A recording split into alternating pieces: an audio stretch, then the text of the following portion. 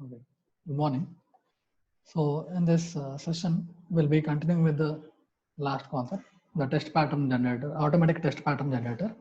So in this, we have been discussing with the basic rule of operation with one example circuit. Okay. So from the concept of automatic test pattern generator, so when we come to the general structure of test generator algorithm, test generator algorithm.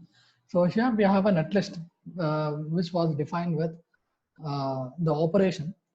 So here we have a small code representation, how we are going to initialize and how we are going to justify the input and how we are going to propagate the faulty for the next propagation.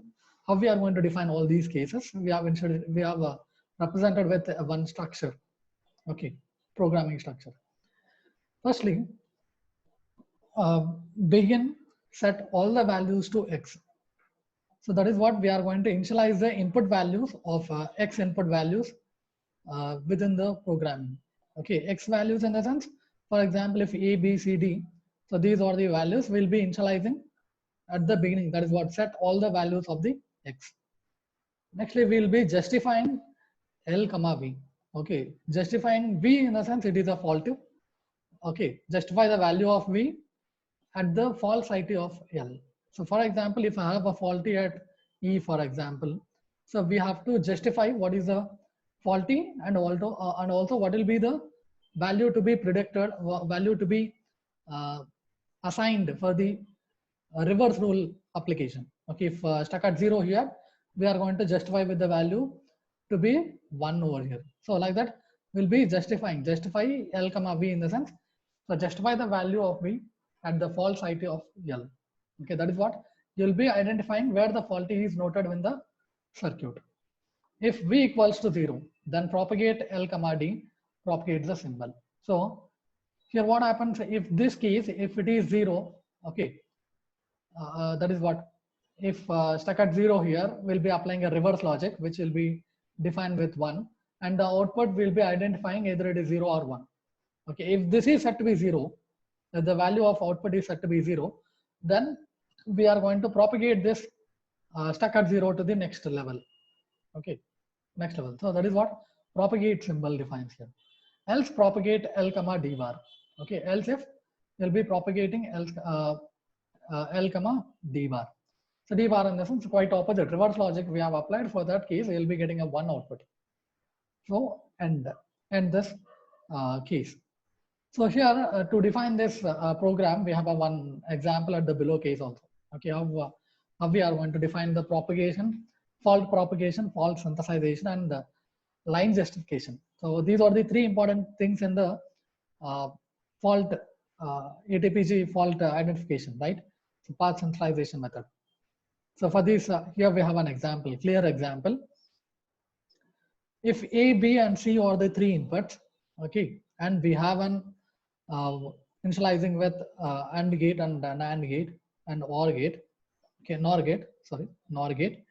So when we have a stuck fault at the line of D, okay, for example, I have taken on D with stuck at 0, okay, stuck at 0. So if it is stuck at 0, we'll be applying based on the reverse logic. So that I'll be considering 1 here, okay. I'll be considering 1 here. So that is what initialized justifying with D comma 1. D comma 1 in the sense, we have initialized the value of D and justified with some value as 1. Okay, so that the faulty is noted at this site. Okay, the faulty is noted at this site. So we have noted at the default at the site line of D, we have noted a faulty. So when we have a faulty, what happened? We have to justify either this should be propagated to the output end, or we have to justify what is an input line also. So when we have a reverse logic applied at the faulty site, you'll be checking out with the input line. Okay, so when it is 1, what happened? This should be 1 and 1 logic. Okay, 1 and 1 logic. So when these two are 1, you'll be defining with 1, and will be coming out towards the NOR gate. So here what happened? The faulty of stuck at 0 will be propagated to the output side when it is set to be with the value of 0. Okay, when the output function is set to be 0, this is set to be propagated towards the output line. So this is propagated at the stuck at 0 is propagated at the F line. So when it is at the F line, what happened? The propagation will be denoted as D comma D, capital D. Okay. So D in the sense the value of this, justified value of this, and capital D in the sense the line stuck at 0 is propagated. Okay. And after propagating this, what happened? The function will be denoted as F comma D bar. Why? Because here we have a, if this line is set to be 1 and we don't know what is the control line of E. Okay, what is the control line of E? If it is of 1 here, okay, if it is of 1, okay, 1, what happened? We have to justify what is the input line of C also. Okay, input line of C. So for that, again, you'll be coming out to justify C comma 1. If it is 1 and 1, you'll be coming out with 1 into 1, you'll be coming out 0 basically. Okay, 0 over here, and this line is 1, for example. So what happened? 1 plus 0, you'll be getting 0, and output is at, sorry, 1, and the output is set to be 0. So here, this justification line is clear. But if we have a case of 1 over here, so that what happened? This should be justified to 0. Okay, if it is 0 and 1, so you'll be getting 0, and E line will be 1 here, and the output line is set to be 1 and 1, 1 and 1. And the output will be set further 0, so that the propagation will be output will be 0. So the logic will be depending upon the D bar. That is what the complement will be represented. So that is what when we define from this rule, in the case of first rule, when we have an input function is set to be with the n number of input. So one case, if the input line is set to be at equivalent to some value of 1, you'll be justifying that function plus the complement of the second function input. So that is what the orthogonal relation will be defined here. So based on that concept itself, we have represented how to propagate the, what is the propagation in the sense? There is a propagation. The stuck at 0 is propagated to output line when it is justified with the input and the faulty.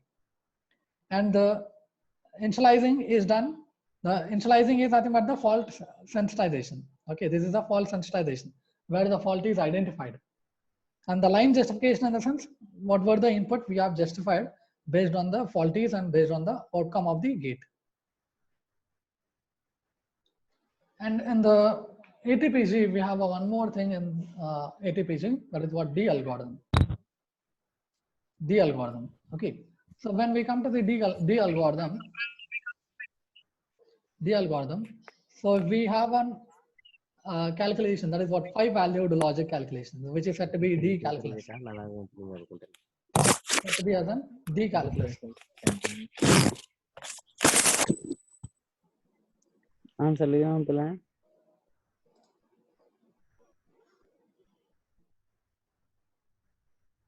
D calculus. So in this, we have a 5-valued logic in the sense, one is 0. Okay, one is 0, 1, D, D bar, and X. Okay, X is for undefined, either it's 0 or 1. So in the case of 0, it is represented with the faulty output function by the fault function. Okay, output function to the fault function. So here the representation, how we got these 5-valued logic values in the sense.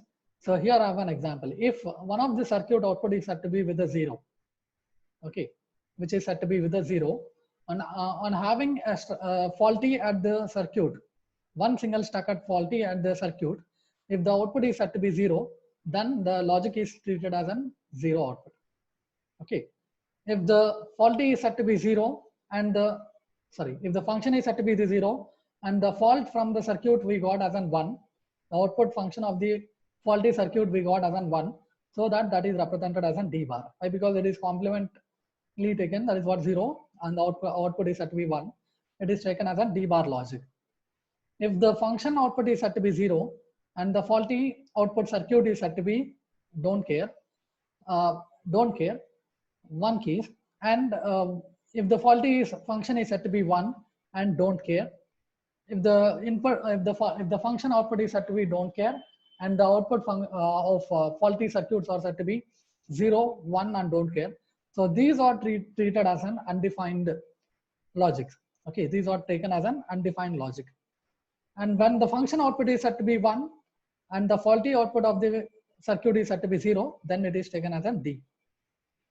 If the function output is set to be 1 and the output is set to be 1 from the falsity of circuit, then it is treated as an 1.